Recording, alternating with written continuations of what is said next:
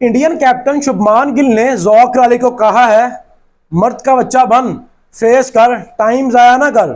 और ये ऐसा पहली दफा नहीं हुआ कि इंडियन प्लेयर्स बहुत ज्यादा अग्रेशन दिखा रहे हैं। इससे पहले भी जायसवाल जो कल का लौंडा है, उसने मिचेल स्टार्क को यह बोला था कि you are coming too slow, और वो भी अपने घर पर नहीं, ऑस्ट्रेलिया की होम कंडीशंस पर। और मिचेल स्टार्क आप सब जानते हैं कि वो बॉलर है जिसका सामना करते हुए दुनिया के बड़े बड़े बल्लेबाज कांपते हैं कि यार हमने मिचेल स्टार्क का सामना कैसे करना है। और उसे जायसवाल बोल रहा है कि आप बहुत स्लो बॉलिंग कर रहे हैं, जरा तेज बॉलिंग करो। ये है इंडिया का अग्रेशन लेवल। और इससे पहले हम देखते थे कि विराट कोहली बहुत ज्यादा अग्रेशन दिखाते थे, और अब शुभमान गिल की इस अग्रेशन के ऊपर पाकिस्तान में बहुत ज्यादा तनकीद हो रही है कि ये बीसीसीआई के पैसे का नशा है जो शुभमान गिल ऐसी अग्रेशन दिखा रहा है। लेकिन मेरा तज्जिया इसके ऊपर बिल्कुल अलग है। मैं मानता हूं कि इंडिया के पास बहुत ज्यादा पैसा है, पैसे का नशा आपको होता है, लेकिन यहां पर आपका सिस्टम भी बहुत ज्यादा इन्वॉल्व होता है। आप खुद अंदाजा लगाएं कि जब इंडिया की टीम में विराट कोहली नहीं था, रोहित शर्मा नहीं था, इवन के एक मैच में जसप्रीत बुमराह नहीं था, और हम सबको लग रहा था कि इंग्लैंड की टीम इंडिया की इस यंग टीम को खा पी जाएगी, इनको तो मैच जीतने का मौका नहीं मिलेगा। लेकिन उसी यंग टीम ने इंग्लैंड को उसके घर में मैच रहा। चले हार जीत एक अलग बात है, लेकिन जिस तरह की क्रिकेट इंडिया खेल रहा है उसने पूरी दुनिया को गलत साबित किया है। मतलब हम सब बात करते थे कि यार इंडिया के पास सबसे बेहतरीन दो प्लेयर हैं, रोहित शर्मा, विराट कोहली, इनके बाद इंडिया की टीम में इनसे बड़ा प्लेयर नहीं आएगा। लेकिन आप देख लें, शुभमान गिल ने विराट कोहली के सारे रिकॉर्ड तोड़ दिए।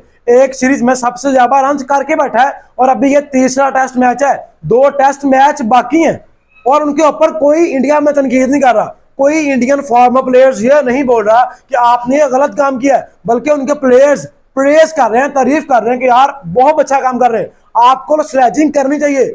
अपने प्लेयर्स को ऐसे उठाते हैं वो, और उसके मुकाबले में पाकिस्तानी प्लेयर्स, मुझे याद है जब वो सुफियान मुकीम ने अभिषेक शर्मा को आउट किया था अंडर 19 में, तब हमारे बासित अली ने कहा था अगर मैच के साथ होता तो इसका किट बैग पैक करता और उसको वापस भेज देता। ये है हमारे प्लेयर्स, उनके प्लेयर्स का मुकाबला कैसे करेंगे हम। और मुझे याद आती है वो अबरार अहमद की डिलीवरी जो उसने चैंपियन ट्रॉफी में शुभमान गिल को बोल्ड किया था।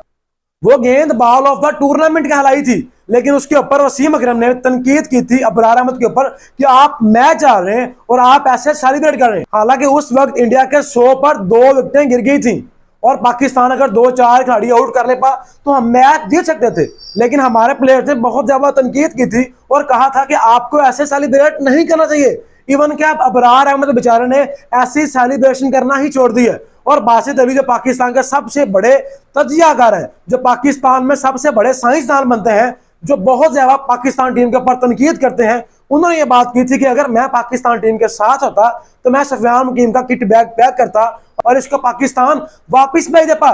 तो जब आप अपने प्लेयर्स का मोराल डाउन करेंगे, जब आप उनको हाइप नहीं देंगे, और फिर आप ये बोलेंगे कि हमारे प्लेयर्स इंडियन प्लेयर्स के साथ हंस हंस के बातें करते हैं, तो भाई फिर वो करें तो करे क्या।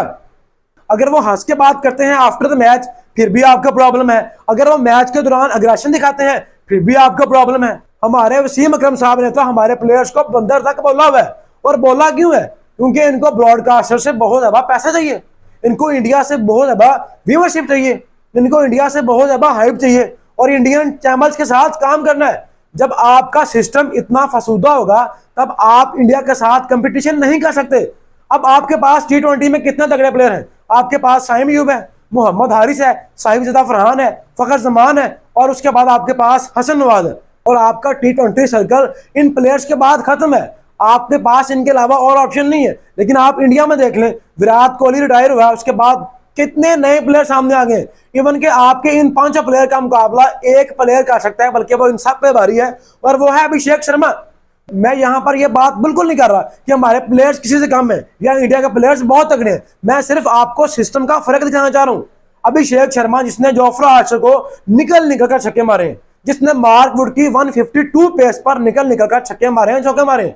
मैं देखता था कि जोफ्रा आर्चर, मार्क वुड कितने बेचारे नजर आ रहे हैं। जब वो किसी और टीम के खिलाफ खेल रहे होते हैं, उनकी पेस का सामना करना दुनिया के तमाम बल्लेबाजों के लिए मुश्किल होता है, लेकिन वहां पर अभिषेक शर्मा उनको आड़े हाथों ले रहा था। तो जब मैंने उसकी बैटिंग प्रैक्टिस देखी तो वो नेट में 160 की पेस से प्रैक्टिस करता है। तो जो बंदा नेट में 160 से प्रैक्टिस कर रहा है, उसको 1 से पहुंचा क्या कर रहा होगा। यही वो फर्क है जो हम बोलते हैं कि हमारी क्रिकेट बहुत नीचे जा रही है। इंडिया की क्रिकेट बहुत ऊपर जा रही है, उसकी रीजन ये है कि उनके फॉर्मर प्लेयर्स अपने प्लेयर्स के ऊपर बहुत ज्यादा तनकीद नहीं करते, उनको गिराते नहीं है बल्कि उनको उठाते हैं।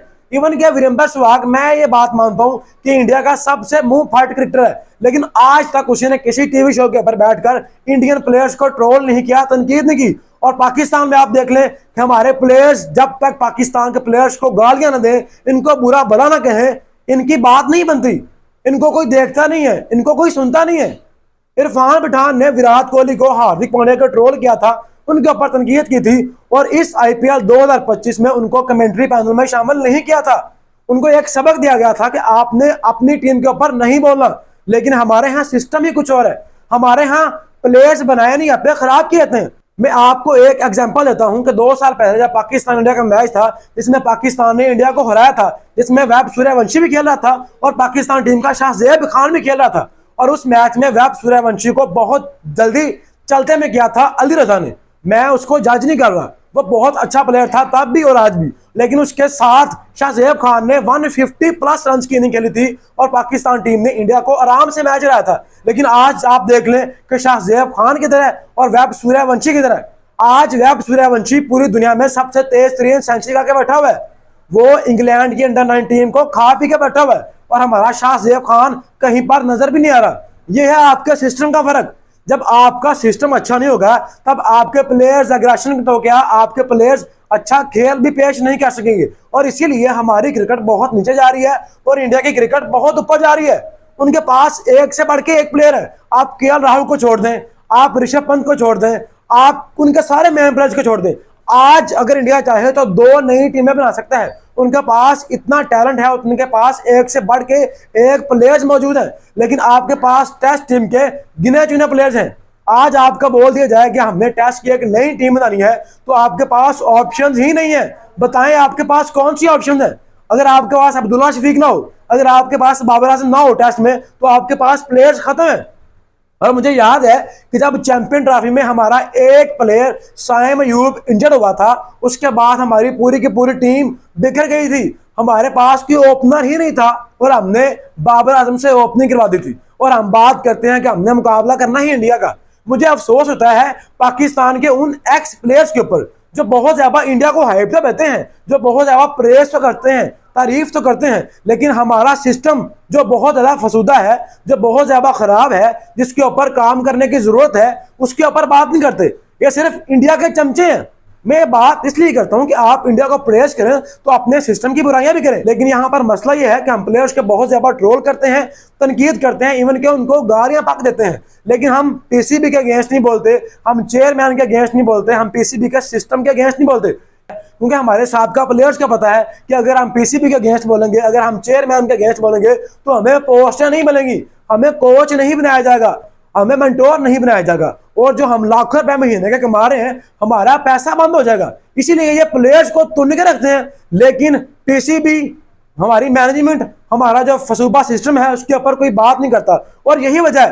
ठीक है, मैं मानता हूं कि बीसीसीआई के पास बहुत ज्यादा पैसा है, पैसे का घमंड भी है, नशा भी है, लेकिन एक सिस्टम भी है। हमारे डोमेस्टिक को चलाने वाले ब्यूरोक्रेट हैं जो हर 6 माह बाद अपना ही फैसला बदल देते हैं। हमारी जो सिलेक्शन कमेटी है उसमें ब्यूरोक्रेट हैं, जो हमारी टीम अनाउंस कर रहे हैं वो ब्यूरोक्रेट हैं, जिनको क्रिकेट के बारे में कुछ पता ही नहीं है। तो जब आप भी क्रिकेट ऐसे बंदे चलाएंगे जिनको क्रिकेट के बारे में नॉलेज नहीं है, जिनको सिर्फ ये पता है कि एक ओवर में 6 बालें होती हैं और एक टीम में 11 प्लेयर होते हैं, जब उनको इससे ज्यादा कुछ नॉलेज नहीं है, तो आपकी टीम कैसे अग्रेशन दिखाएगी, आपकी टीम कैसे आगे जाएगी, और आपकी टीम कैसे इंडिया का मुकाबला करेगी? आपका एक प्लेयर आउट करने के बाद थोड़ी सी अग्रेशन दिखाता है, आपके 10 साबका प्लेयर उठकर उसके ऊपर तनकीद करते हैं कि इसको सेंस नहीं है, इसको क्रिकेट खेलने का नहीं पता, ये आज का बच्चा उठकर कर क्या रहा है। इसीलिए हमारे प्लेयर्स बेचारे शरीफों की तरह क्रिकेट खेल रहे हैं, उनको पता ही नहीं है कि क्रिकेट में बदमाशी किसे कहते हैं। उसके मुकाबले इंडिया इंग्लैंड में जाकर एक नई टीम के साथ बदमाशी दिखा रहा है, आंखें दिखा रहा है और फुल स्लेज कर रहा है। इवन क्या नासिर हुसैन ने इसके ऊपर माजरत भी की है कि यार जो अल्फाज शुभमान गिल ने इस्तेमाल किए हैं, मैं उसके ऊपर शर्मिंदा हूं, लेकिन उसे कोई शर्मिंदगी नहीं है, और ना किसी इंडियन मीडिया को, ना किसी इंडियन फार्मर प्लेयर्स को इसके ऊपर शर्मिंदगी है कि उसने ऐसे अल्फाज का चुनाव किया है। और मैं ये बात गारंटी के साथ कहता हूं कि अगर ऐसे अल्फाज पाकिस्तान में किसी ने इस्तेमाल किए होते तो आज उसके ऊपर पूरे अखबार भरे होते थे, उसके ऊपर पाकिस्तान के तमाम यूट्यूबर्स ने अपना कंटेंट बनाया होना था और उनको गालियों के साथ पाकिस्तान टीम में वेलकम किया जाना था। पाकिस्तान के तमाम साबिका प्लेयर्स ने अपने अपने चैनल्स पर, अपने अपने यूट्यूब चैनल पर आकर उनको गालियां देनी थी, उनको बंदर बोलना था और यह कहना था कि इनको क्रिकेट के बारे में कुछ पता ही नहीं है। तो अगर आपने मुकाबला करना है तो आपको वहां पर उस लेवल पर जाके क्रिकेट भी खेलनी होगी, फिर आप कंपैरिजन करें, ऐसे कंपैरिजन ना करें। तो दोस्तों इसके ऊपर आपकी क्या राय है? अपनी राय कमेंट सेक्शन की सूरत में लाजमी बताएं और वीडियो अगर अच्छी लगे तो वीडियो को लाइक करें, चैनल को सब्सक्राइब करें और बेल आइकन का बटन लाजमी दबाएं ताकि आने वाली हर वीडियो का नोटिफिकेशन आपको मिल सके।